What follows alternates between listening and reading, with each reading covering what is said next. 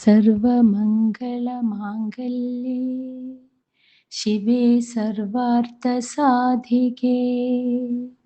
ശരണ്യേ ത്രംബകേ ഗൗരി നാരായണീ നമോസ്തുതേ.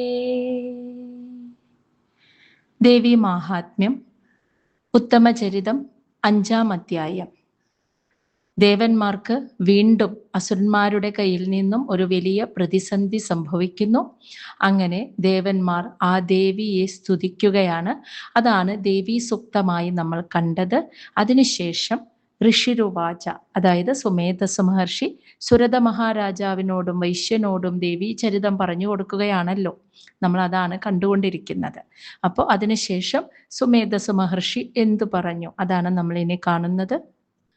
ഋഷിരുവാച ഏവം സ്തവാദിയുക്താനാം ദേവാനാം തത്ര പാർവതി സ്നാതും അഭ്യായയൗ തോയേ ജാഹ്നവ്യാ നൃപനന്ദന. ഹേ നൃപനന്ദന, ഇവിടെ സുമേധസ് മഹർഷി സുരത മഹാരാജാവിനെ വിളിച്ചതാണ്. അല്ലയോ നൃപനന്ദന, സുരത മഹാരാജാവേ. ഏവം ഇപ്രകാരം സ്തവാദിയുക്താനാം ദേവന്മാർ സ്തുതിച്ചുകൊണ്ടിരുന്നപ്പോൾ, ദേവന്മാർ ഇപ്രകാരം സ്തുതിച്ചുകൊണ്ടിരുന്നപ്പോൾ ആ ദേവന്മാരുടെ മുമ്പിൽ തത്ര, അവിടെ, അതായത് ഹിമാലയത്തിൽ വെച്ചാണ് അവര് ദേവന്മാർ ദേവിയെ സ്തുതിക്കുന്നത്. അവിടെ പാർവതി, ആ പാർവതി ദേവി ജാഹ്നവ്യ, അതായത് ഗംഗാ നദിയിലെ തോയെ, ജലത്തിൽ സ്നാതും കുളിക്കുവാനായി അഭ്യായയൗ, അവിടെ എത്തിച്ചേർന്നു എന്ന്.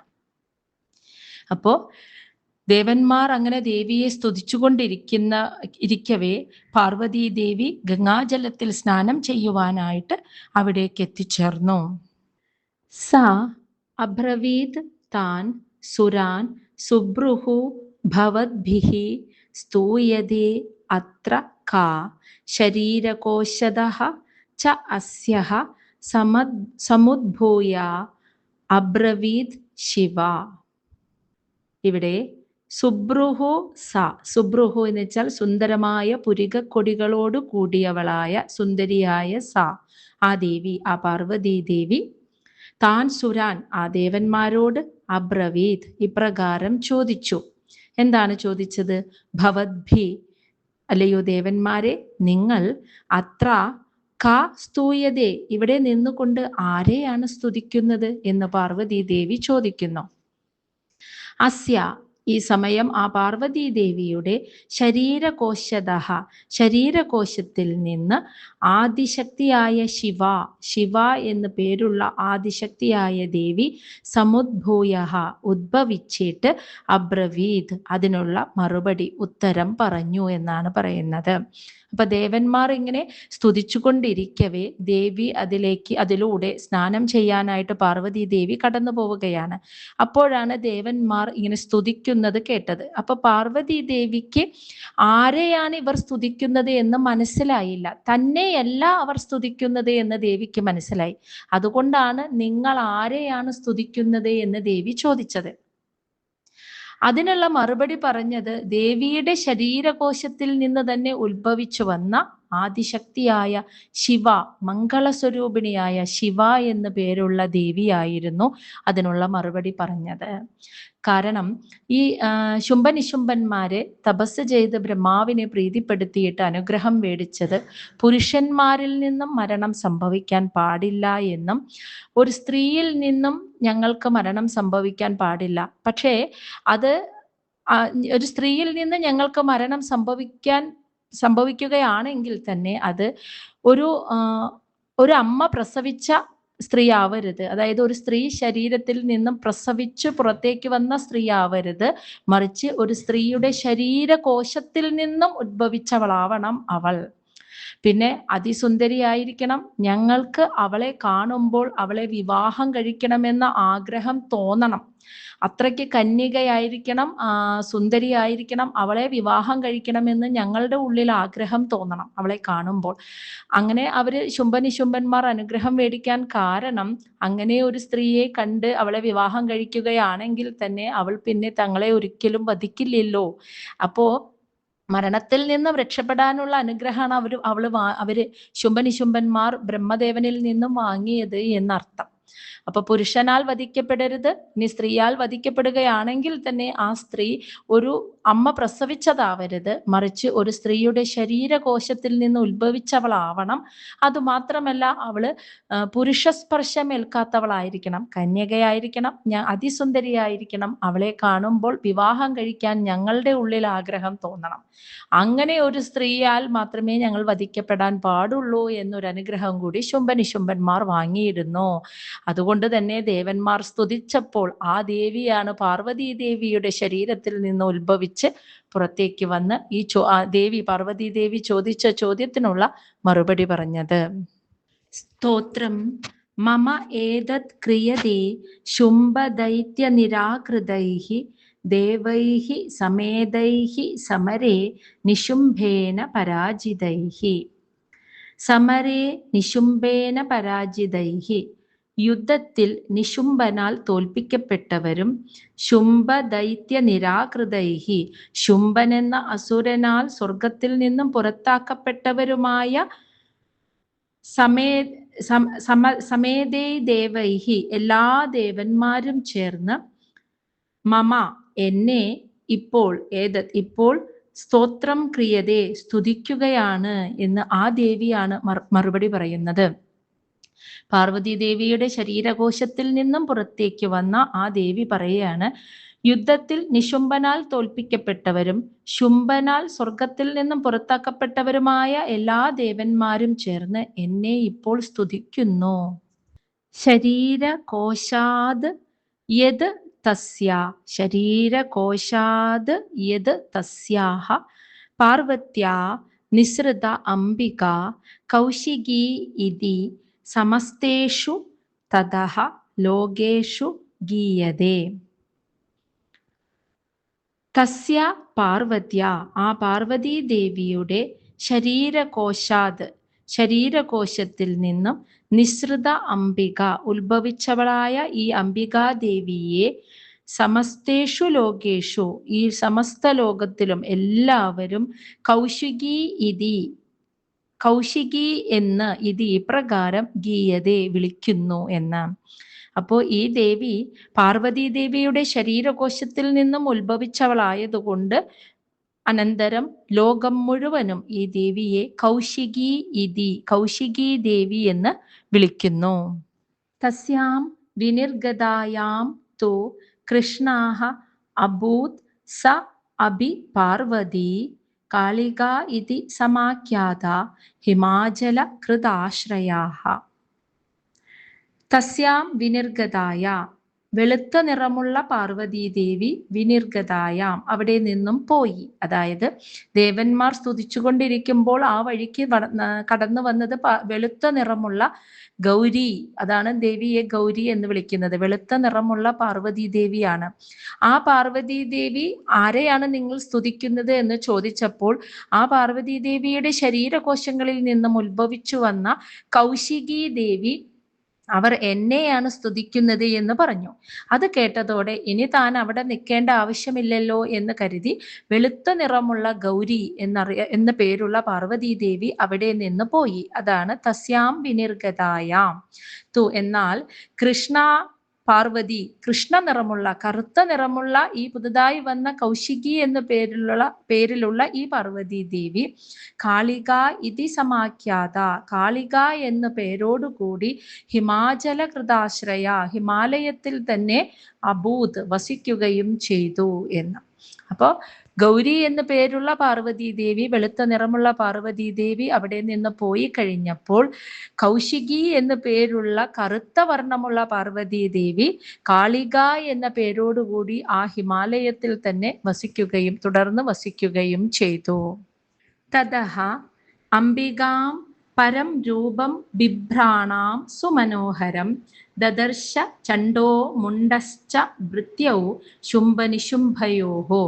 അങ്ങനെ കാളിക എന്നും കൗശികി എന്നും പേരുള്ള പാർവതി ദേവി ആ ഹിമാലയത്തിൽ വസിച്ചു കൊണ്ടിരിക്കെ തതഃ അനന്തരം ഒരു ദിവസം ശുംഭനിശുംഭയോഹോ, ശുംഭനിശുംഭന്മാരുടെ ഭൃത്യൗ, സേവകരായിട്ടുള്ള ഭൃത്യൗ എന്ന് പറഞ്ഞാൽ സേവകന്മാർ രണ്ടുപേരുണ്ട്, അതാണ് ഭൃത്യൗ എന്ന് പറയുന്നത്. സേവകന്മാരായ ചണ്ഡനും മുണ്ടനും അവർ പരം സുമനോഹരം രൂപം, അതായത് ഏറ്റവും ശ്രേഷ്ഠമായ അതിമനോഹരമായ രൂപം ബിഭ്രാണാം ധരിച്ച അംബികാദേവിയെ ദദർശ ഒരിക്കൽ കണ്ടു എന്ന. അപ്പോ ആ ഹിമാലയത്തിൽ ദേവി അങ്ങനെ വസിച്ചുകൊണ്ടിരിക്കെ ആ വഴി കടന്നുപോയ ശുംഭനിശുംഭന്മാരുടെ സേവകന്മാരായിട്ടുള്ള ചണ്ഡമുണ്ടാസുരന്മാർ, ചണ്ഡനും മുണ്ടനും അതിമനോഹരമായ രൂപത്തോടു കൂടിയ ഈ അംബികാദേവിയെ, അതായത് ഈ കൗശികി എന്നും കാളിക എന്നും പേരുള്ള അംബികാദേവിയെ ഹിമാലയത്തിൽ വെച്ച് കണ്ടു. താഭ്യാം ശുംഭായ ച ആഖ്യാത സ അതീവ സുമനോഹര കാ അഭി ആസ്തേ സ്ത്രീ മഹാരാജ ഭാസയന്തി ഹിമാചലം. മഹാരാജ, അല്ലയോ മഹാരാജാവേ, ഭാസയന്തി ഹിമാചലം, ഹിമാലയത്തെ ശോഭിപ്പിക്കുന്ന വിധം, അതീവ സുമനോഹര, വളരെ സുന്ദരിയായ, കാ അഭി സ്ത്രീ, ഒരു സ്ത്രീ അവിടെ ഹിമാലയത്തിൽ ആസ്തേ വസിക്കുന്നു എന്ന് താഭ്യാം, അതായത് ചണ്ഡമുണ്ടാസുരന്മാർ ശുംഭായ, ശുംഭനോട് ആഖ്യാത പറഞ്ഞു എന്ന്. അപ്പോൾ ഹിമാലയത്തിൽ വെച്ച് അംബികാദേവിയെ കണ്ട ചണ്ഡമുണ്ടാസുരന്മാർ തിരിച്ചു കൊട്ടാരത്തിൽ വന്ന് ശുംഭനോട് പറയുകയാണ്, അല്ലയോ മഹാരാജാവേ, ഹിമാലയത്തെ വരെ പ്രകാശിപ്പിക്കുന്ന വിധം അതിസുന്ദരിയായ ഒരു സ്ത്രീ ആ ഹിമാലയത്തിൽ വസിക്കുന്നു എന്ന് അംബികാദേവിയെ കുറിച്ച് ശുംഭനോട് പറഞ്ഞു. ന ഏവ താദൃക് ക്വചിത് രൂപം ദൃഷ്ടം കേനചിത് ഉത്തമം ജ്ഞായതാം കാ അഭി അസൗ ദേവി ഗൃഹ്യതാം ച അസുരേശ്വര. അപ്പൊ ചണ്ഡമുണ്ടാസുരന്മാർ പറയാണ്, ഹേ അസുരേശ്വര, അല്ലയോ അസുരശ്രേഷ്ഠ,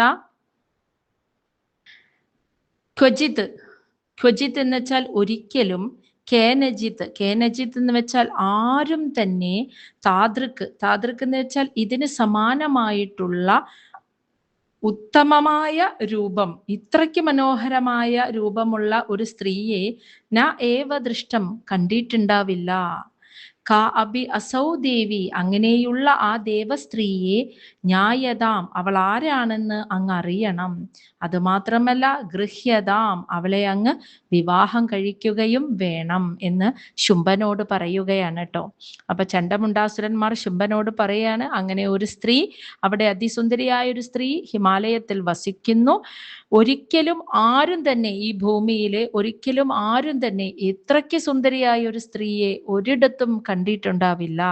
അതുകൊണ്ട് തന്നെ ആ ദേവസ്ത്രീ ആരാണെന്ന് അങ്ങ് അറിയണം, അങ്ങ് അവളെ വിവാഹം കഴിക്കുകയും വേണമെന്ന് ചണ്ഡമുണ്ടാസുരന്മാർ ശുംഭനെ അറിയിച്ചു.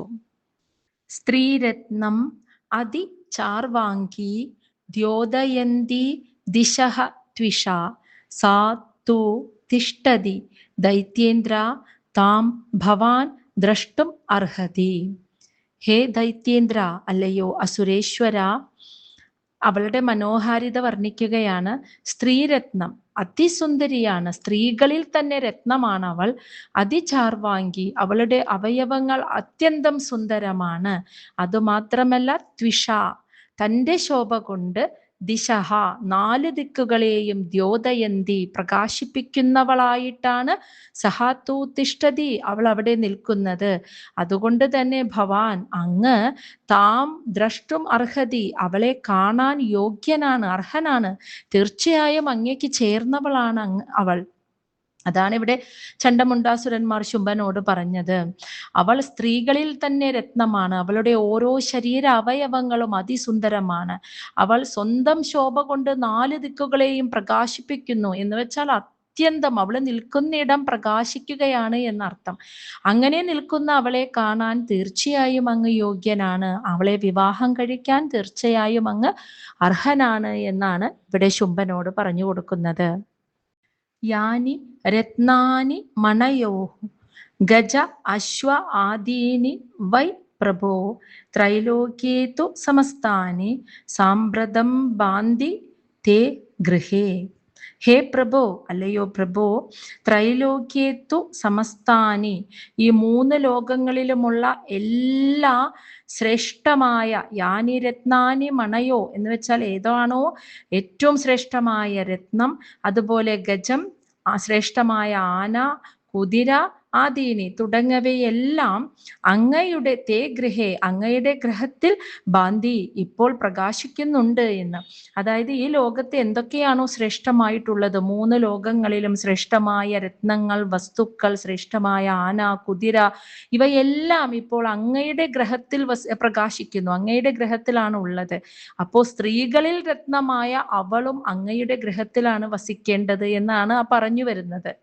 ഐരാവത സമാനീതോ ഗജരത്നം പുരന്തരാത് പാരിജാത തരുഹു ച അയം തഥായേവ ഉച്ചൈശ്രവ ഹയഃ. അപ്പോൾ ഇവിടെ ചണ്ഡമുണ്ടാസുരന്മാർ ശുംഭനോട് പറയുകയാണ്, അങ്ങ് പുരന്തരാത് ദേവേന്ദ്രന്റെ കയ്യിൽ നിന്നും ഐരാവത സമാനീതോ ഗജരത്നം, ഐരാവതം എന്നു പേരുള്ള ഗജരത്നവും പാരിജാത തരുഹു ച അയം, പാരിജാതം എന്നു പേരുള്ള ശ്രേഷ്ഠമായ വൃക്ഷവും തഥായേവ അതുപോലെ ഉച്ചൈശ്രവസ് എന്നു പേരുള്ള കുതിരയെയും ഇന്ദ്രനിൽ നിന്നു കൊണ്ടുവന്നു. അപ്പോൾ ഏറ്റവും ശ്രേഷ്ഠമായ ആനയെ, ശ്രേഷ്ഠമായ കുതിരയെ ഒക്കെ പേരെടുത്ത് പറയുകയാണ്. ഐരാവതം എന്ന പേരുള്ള ഗജരത്നവും പാരിജാതം എന്നു പേരുള്ള ഏറ്റവും ശ്രേഷ്ഠമായ വൃക്ഷവും ഉച്ചൈശ്രവസ് എന്നു പേരുള്ള അശ്വങ്ങളിൽ രത്നമായിട്ടുള്ള കുതിരയെയും ഇന്ദ്രനിൽ നിന്ന് അങ്ങ് കൊണ്ടുവന്നു. വിമാനം ഹംസ സംയുക്തം ഏതത് തിഷ്ടതി തേ അങ്കണേ രത്നഭൂതം ഇഹ ആനീതം യത് ആസീത് വേദസഹ അദ്ഭുതം. വേദസഹ എന്ന് വെച്ചാൽ ബ്രഹ്മദേവന്റെ അദ്ഭുതം, അത്യധികം ആശ്ചര്യകരമായിട്ടുള്ള ഹംസ സംയുക്തം, ഹംസത്തോടു കൂടിയതും രത്നഭൂതം, അതായത് രത്നങ്ങളാൽ അലങ്കരിച്ചതുമായ ശ്രേഷ്ഠമായ ബ്രഹ്മദേവന്റെ യത് ആസീത് വിമാനം, ഏതൊരു വിമാനം ഉണ്ടായിരുന്നോ ആ വിമാനം ഇഹ ആനീതം അങ്ങ് ഇങ്ങോട്ട് കൊണ്ടുവന്നു, ഇപ്പോൾ അത് തേ അങ്കണേ അങ്ങയുടെ മുറ്റത്ത് സ്ഥിതി ചെയ്യുന്നു, തിഷ്ഠതി, അതാണ് ആ പറയുന്നത്. അപ്പോൾ ഐരാവതത്തിന്റെ, വൃക്ഷത്തിന്റെ, കുതിരയുടെ ഒക്കെ പറഞ്ഞതിന് ശേഷം പറയാണ്, ബ്രഹ്മദേവന്റെ കയ്യിലുള്ള അത്യത്ഭുതകരമായ ഹംസത്തോടു കൂടിയതും വിമാനങ്ങളിൽ രത്നമായിട്ടുള്ളതുമായ ശ്രേഷ്ഠമായ വിമാനവും അങ്ങ് ഇങ്ങോട്ട് കൊണ്ടുവന്നു, അതും അങ്ങയുടെ മുറ്റത്ത്, വീട്ടുമുറ്റത്ത് സ്ഥിതി ചെയ്യുന്നു. നിധി ഏഷ മഹാപത്മഃ സമാനീതോ ധനേശ്വരാത് കിഞ്ചൽക്കിനീം ദദൗ ച അബ്ദി മാല അമ്ലാനപങ്കജാം. നിധി ഏഷ മഹാപത്മ, മഹാപത്മം എന്നു പേരുള്ള ഒരു നിധി ധനേശ്വരാത് കുബേരന്റെ അടുത്തു നിന്നും സമാനീത അങ്ങിങ്ങോട്ട് കൊണ്ടുവന്നു. അതുകൂടാതെ ച അബ്ദി സമുദ്രമാകട്ടെ അങ്ങേക്ക് കിഞ്ചൽക്കിനി കേസരങ്ങളോടുകൂടിയതും അമ്ലാനപങ്കജം ഒരിക്കലും വാടാത്തതുമായ താമര കൊണ്ട് കെട്ടിയ മാല, ഒരു മാല അങ്ങേക്കായി ദദൗ തന്നു എന്ന്. അപ്പോൾ ഏറ്റവും ധനികനായിട്ടുള്ളത് കുബേരനാണ്. കുബേരനിൽ നിന്നും മഹാപത്മം എന്നു പേരുള്ള ആ നിധി അങ്ങ് കവർന്നെടുത്ത് ഇങ്ങോട്ട് കൊണ്ടുവന്നു. ഇനി സമുദ്രദേവനാകട്ടെ ഒരിക്കലും വാടാത്ത കേസരങ്ങളോട് കൂടിയ ഒരു താമര കൊണ്ട് കെട്ടിയ മാലയും അങ്ങേക്ക് നൽകി. ഛത്രം തേ വരുണം ഗേഹേ കാഞ്ചനസ്രാവി തിഷ്ഠതി തഥാ അയം സ്യന്തനവരോ യഹ പുര ആസീത് പ്രജാപതേഹേ. വരുണദേവന്റേതായ കാഞ്ചനശ്രാവി സ്വർണം ചൊരിയുന്ന ഛത്രം, ഒരു വെൺകൊറ്റക്കുട, തേ അങ്ങയുടെ ഗേഹേ ഗൃഹത്തിലാണ് തിഷ്ഠതി ഇരിക്കുന്നത്. ഇനി തഥാ അയം അതുപോലെ പുരാ പണ്ട് പ്രജാപതേ ബ്രഹ്മദേവന്റെ ആയിരുന്ന സ്യന്തനവരോ, അതായത് ഒരു രഥം, ശ്രേഷ്ഠമായ ഒരു രഥം, അതും ഇപ്പോൾ ആസീത് അങ്ങയുടെ ബ്രഹ്മദേവന്റെ കയ്യിലുണ്ടായിരുന്ന ആ ശ്രേഷ്ഠമായ രഥവും ഇപ്പോൾ അങ്ങയുടെ വീട്ടിലാണ് ഇരിക്കുന്നത് എന്ന്. അപ്പൊ വരുണദേവന്റെ കയ്യിലുണ്ടായിരുന്ന സ്വർണം ചൊരിയുന്ന വെൺകൊറ്റക്കുടയും പണ്ട് ബ്രഹ്മാവിൻ്റെതായിരുന്ന ശ്രേഷ്ഠമായ രഥവും ഇപ്പോൾ അങ്ങയ്ക്ക് സ്വന്തമായി അങ്ങയുടെ ഗ്രഹത്തിലാണ് ഇരിക്കുന്നത്. മൃത്യോഹോ ഉത്ക്രാന്തിതാ നാമ ശക്തിഃ ഈശാ ത്വയാ ഹൃതാ പാശഃ സലിലരാജസ്യ ഭ്രാതുഃ തവ പരിഗ്രഹേ. ഹേ ഈശ, അല്ലയോ ഈശ്വര, അതായത് ശുംഭനെ വിളിക്കുകയാണ്. മൃത്യോഹോ, യമദേവന്റെ ഉത്ക്രാന്തിത നാമ എന്ന് പേരുള്ള ശക്തി, വേല്, ത്വയാഹൃത അങ്ങ് അപഹരിച്ചു കൊണ്ടുവന്നു. ഇനി സലിലരാജ്യസ്യ വരുണദേവന്റെ പാശായുധം ഇപ്പോൾ തവ അങ്ങയുടെ ഭ്രാതു സഹോദരനായ നിശുംഭന്റെ ഗ്രഹത്തിലാണ് പരിലസിക്കുന്നത് എന്ന്. അപ്പോ ഇവിടെ ശുംഭനോട് തന്നെ പറയുകയാണ്, മൃത്യുദേവന്റെ കയ്യിലുള്ള ഉത്ക്രാന്തിത എന്ന് പേരുള്ള വേല് അങ്ങ് അപഹരിച്ചു. വരുണദേവന്റെ കയ്യിലെ പാശായുധവും അങ്ങയുടെ സഹോദരനായ നിശുംഭൻ അപഹരിച്ചു കൊണ്ടുവന്ന് അദ്ദേഹത്തിന്റെ ഗ്രഹത്തിൽ വെച്ചു. അപ്പോ ഈ ലോകത്ത് എന്തൊക്കെയാണോ ശ്രേഷ്ഠമായിട്ടുള്ളത് അതെല്ലാം അങ്ങയുടെ ഗ്രഹത്തിലുണ്ട്. അപ്പോൾ അവിടെ അങ്ങയുടെ ഗ്രഹത്തിൽ അവളും, ഈ ലോകത്തിലെ സ്ത്രീകളിൽ രത്നമായ അവളും അങ്ങയുടെ ഗ്രഹത്തിൽ ശോഭിക്കേണ്ടവളാണ് എന്ന് പറഞ്ഞു വെക്കുകയാണ് ഇവിടെ ചണ്ഡമുണ്ടാസുരന്മാർ ചെയ്യുന്നത്. നിശുംഭസ്യ അബ്ധിജാതാഃ ച സമസ്താ രത്നജാതയാ വഹ്നി ച അഭി ദദൗ തുഭ്യം അഗ്നി ശൗചേ ച വാസസി. അബ്ധിജാതാശ്ച, അതായത് സമുദ്രം, ആ സമുദ്രദേവനാകട്ടെ, സമസ്ത രത്നജാതയ എല്ലാ രത്നങ്ങളും, നിശുംഭസ്യ ഇപ്പോൾ നിശുംഭന്റെ കയ്യിലാണ്. അപ്പോൾ സമുദ്രത്തിൽ ഉണ്ടായിരുന്ന, ആഴിയിൽ ഉണ്ടായിരുന്ന എല്ലാ രത്നങ്ങളും ഇപ്പോൾ നിശുംഭന്റെ കയ്യിലാണ്. ഇനി വഹ്നിച്ച അഭി, അഗ്നിദേവനും തുഭ്യം അങ്ങേക്ക്, അഗ്നിശൗചേ അഗ്നി കൊണ്ട് നിർമ്മലമാക്കാവുന്ന ചവാസസി വസ്ത്രങ്ങളും ദദോ തന്നിട്ടുണ്ട് എന്ന്. അപ്പോൾ സമുദ്രത്തിനടിയിലെ എല്ലാ രത്നങ്ങളും ഇപ്പോൾ നിശുംഭന്റെ കയ്യിൽ സ്വന്തമാണ്. അഗ്നിദേവനാകട്ടെ അങ്ങേക്ക് അഗ്നി കൊണ്ട് പരിശുദ്ധമാക്കപ്പെടുന്ന, ശുദ്ധീകരിക്കപ്പെടുന്ന 2 വസ്ത്രങ്ങളും അങ്ങേക്ക് നൽകിയിട്ടുണ്ട്. ഏവം ദൈത്യേന്ദ്ര രത്നാനി സമസ്താനി ആഹൃതാനി തേ സ്ത്രീരത്നം ഏഷാ കല്യാണി ത്വയാ കസ്മാത് ന ഗൃഹ്യതേ. ദൈത്യേന്ദ്ര, അല്ലയോ അസുരശ്രേഷ്ഠ, ഏവം ഇപ്രകാരം, സമസ്താനി രത്നാനി എല്ലാ മെച്ചപ്പെട്ട വസ്തുക്കളും രത്നങ്ങളും, തേ ആഹൃതാനി അങ്ങയുടെ കയ്യിലാണ് ഇപ്പോൾ ഉള്ളത്. അതുകൊണ്ട് തന്നെ സ്ത്രീരത്നം ഏഷ കല്യാണി, സ്ത്രീരത്നമായിട്ടുള്ള മംഗളകാരിയുമായ ആ സ്ത്രീയെ, അവളെ, ത്വയാ അങ്ങയാൽ, കസ്മാത് ന ഗൃഹ്യതേ എന്തുകൊണ്ട് സ്വീകരിച്ചുകൂടാ എന്ന്. അതാണ് ആ ചോദിക്കുന്നത് ചണ്ഡമുണ്ടാസുരന്മാർ. അപ്പോ ഇപ്രകാരം എല്ലാ മെച്ചപ്പെട്ട വസ്തുക്കളും രത്നങ്ങളും അങ്ങയുടെ കയ്യിലുണ്ട്. അപ്പോൾ സ്ത്രീകളിൽ രത്നമായവളും മംഗളകാരിയുമായ അവളെ അങ്ങയ്ക്ക് എന്തുകൊണ്ട് വിവാഹം കഴിച്ചുകൂടാ എന്നും കൂടി ചണ്ഡമുണ്ടാസുരന്മാർ ചോദിക്കുന്നു. ഋഷിരുവാച, അതായത് സുമേധസ് മഹർഷി പറയുന്നു, നിശമ്യ ഇതി വചഃ ശുംഭഃ സഹ തഥാ ചണ്ഡമുണ്ടയോഃ പ്രേഷയാമാസ സുഗ്രീവം ദൂതം ദേവ്യാ മഹാസുരം. നിശമ്യ ഇതി എന്ന് വെച്ചാൽ ഇപ്രകാരം, വചഃ വാക്കുകൾ, നിശമ്യ കേട്ടിട്ട്, സഹ ശുംഭഃ ആ ശുംഭൻ, തഥാ അപ്പോൾ, ചണ്ഡമുണ്ടയോഹോ അപ്പോൾ ഇപ്രകാരമുള്ള ചണ്ഡമുണ്ടാസുരന്മാരുടെ വാക്കുകൾ കേട്ടിട്ട് ശുംഭാസുരൻ അപ്പോൾ തന്നെ മഹാസുരനായിട്ടുള്ള സുഗ്രീവനെ ദേവിയുടെ അടുത്തേക്ക് ദൂതനായിട്ട് പ്രേഷയാമാസ അയച്ചു എന്ന്. അപ്പോൾ ചണ്ഡമുണ്ടാസുരന്മാരുടെ ഇപ്രകാരമുള്ള വാക്കുകൾ കേട്ടിട്ട് ശുംഭാസുരൻ അപ്പോൾ തന്നെ തൻ്റെ അസുരന്മാരുടെ കൂട്ടത്തിൽ ഏറ്റവും ശക്തിമാനായിട്ടുള്ള സുഗ്രീവനെ ദേവിയുടെ അടുത്തേക്ക് ഒരു ദൂതനായിട്ട് അയച്ചു. ഇതീച്ച വക്തവ്യ സാ ഗത്വാ വചനാത് മമ യഥാ ച അഭ്യേതി സംപ്രീത്യ തഥാ കാര്യം ത്വയാ ലഘോ.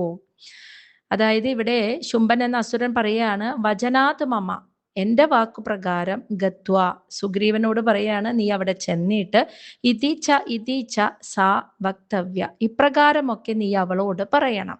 അതായത് ഞാൻ പറഞ്ഞിട്ട്, ശുംഭൻ പറഞ്ഞിട്ടാണ് ഇവിടെ വന്നിരിക്കുന്നത് എന്ന് സുഗ്രീവൻ അവിടെ ചെന്ന് അവളോട് പറയണം. എന്നിട്ട് യഥാ സംപ്രീത്യ, എപ്രകാരമാണോ അവൾ വളരെ സന്തോഷത്തോടെ പ്രീതിയോടുകൂടി ച ആഭ്യേദ്യ, ആയിത്തീരുന്നത്, ഇങ്ങോട്ട് വരേണ്ടത്, തഥാ കാര്യം, അങ്ങനെ വേണ്ടതായ എല്ലാ കാര്യങ്ങളും ത്വയാ, നിന്നാൽ ചെയ്യപ്പെടണം, ലഘു, വളരെ എളുപ്പത്തിൽ അവൾ ഇങ്ങോട്ട് വരണം, നിഷ്പ്രയാസം, വളരെ സന്തോഷത്തോടെ സംപ്രീതയായിട്ട് അവൾ ഇങ്ങോട്ട് വരണം, അതിന് വേണ്ട കാര്യങ്ങളൊക്കെ ത്വയാ കാര്യം തഥാ ത്വയാ, നിന്നാൽ തഥാ കാര്യം, അങ്ങനെയുള്ള കാര്യങ്ങളൊക്കെ അവിടെ ചെയ്യണം എന്ന്. അപ്പോൾ നീ അവിടെ ചെല്ലണം, അവിടെ ചെന്നിട്ട് ഞാൻ പറഞ്ഞയച്ചിട്ടാണ് വരുന്നത് എന്ന് അവളോട് പറയണം. എന്നിട്ട് ശുംഭൻ എന്ന എന്നെക്കുറിച്ച് വളരെ ഭംഗിയായിട്ട് അവൾ എന്നിൽ ആകൃഷ്ടയാകുന്ന രീതിയിലുള്ള കാര്യങ്ങളൊക്കെ അവളോട് പറയണം. എന്നിട്ട് വളരെ എളുപ്പത്തിൽ, വളരെ സന്തോഷത്തോടെ പ്രീതിയോട് കൂടിയിട്ട് അവൾ ഇവിടേക്ക് വരുവാൻ വേണ്ട എല്ലാ കാര്യങ്ങളും നീ ചെയ്യണം എന്ന് സുഗ്രീവനെ പറഞ്ഞേൽപ്പിക്കുകയാണ്. സ തത്ര ഗത്വാ യത്ര ആസ്തേ ശൈലോദേശേ അതിശോഭനെ സാ ദേവീം താം തതഃ പ്രാഹ ശ്ലക്ഷ്ണം മധുരയാ ഗിരാ. അങ്ങനെ അതിനുശേഷം ശൈലോദേശേ അതിശോഭനെ, ഏറ്റവും മനോഹരമായ പർവ്വത പ്രദേശങ്ങളിൽ, തത്ര, അവിടെ, ഗത്വ, അവിടെ ചെന്നിട്ട്, യത്ര സഹ ആസ്തേ, ആ ദേവി എവിടെയാണോ ഇരിക്കുന്നത് അവിടെ ചെന്നിട്ട്, സഹദേവി, ആ ദേവിയോട്, തതഹ, അനന്തരം, ശ്ലക്ഷ്ണം മധുരയാ ഗിര, മധുരമായ ഭാഷയിൽ പ്രാഹ, ഇപ്രകാരം പറഞ്ഞു എന്ന്. അപ്പോ സുഗ്രീവൻ തുടർന്ന് ആ ദേവി ഇരിക്കുന്ന, സഹ യത്ര ആസ്തേ, ആ ദേവി എവിടെയാണോ ഇരിക്കുന്നത്, തത്ര, അവിടെ ചെന്നിട്ട്, അത് ശൈലോദേശേ, മനോഹരമായ പർവ്വത പ്രദേശങ്ങളിൽ ആ ദേവി എവിടെയാണോ ഇരിക്കുന്നത് അവിടേക്ക് ചെന്നിട്ട് ആ ദേവിയോട് വളരെ മധുരമായ ഭാഷയിൽ സുഗ്രീവൻ എന്ന അസുരൻ ഇപ്രകാരം പറഞ്ഞു എന്ന്. ഇനി സുഗ്രീവൻ പറഞ്ഞത്, ആ ദൂതൻ പറഞ്ഞത് എന്തെന്ന് നമുക്ക് അടുത്ത ഭാഗത്തിൽ കാണാം.